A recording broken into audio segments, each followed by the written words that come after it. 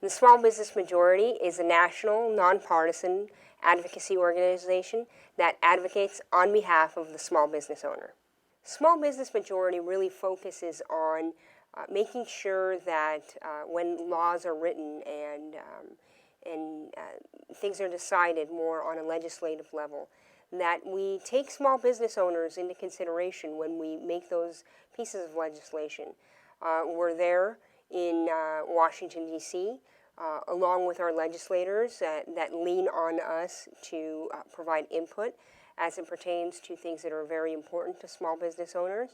And even here in California, in Sacramento, we do have good relationships with legislators where that they come to us to ask us, really, what is important for the small business owner?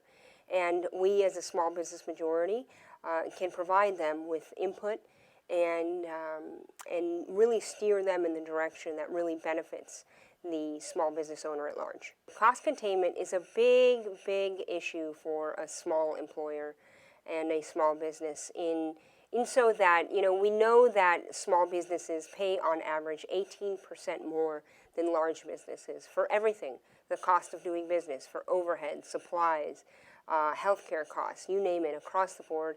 Small businesses are already at a disadvantage because they don't have that pooled purchasing power that large businesses can enjoy.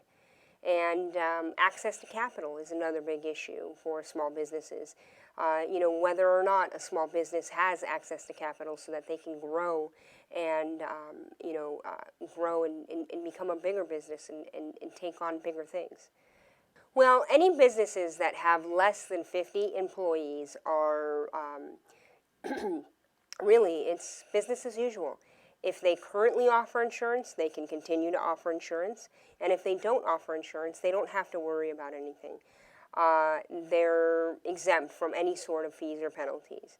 Now, for larger businesses that have more than 50 employees, they may have to pay some sort of fee or penalty if they do not offer coverage or do not offer affordable coverage to their employees. But as you mentioned, that mandate or that fee has been postponed till 2015. So it actually works in the large business owner's benefit because it gives them one additional year to really be able to figure out how the law works in order for them to be able to comply with it. Yeah, job lock is this sort of phenomenon, where an employee is actually locked to their place of employment because of their benefits, because either themselves or their spouses or their children have some sort of pre-existing condition that really doesn't allow them the flexibility and the capability to leave their jobs in order to either open up their own small business or move out of the job sector and try to look for a different job. Starting next year, January 1st, pre-existing conditions are going to be a thing of the past. Healthcare is going to be a guaranteed issue, which means that anybody and everybody that applies for health insurance can get health insurance. It doesn't matter if they have any sort of pre-existing conditions.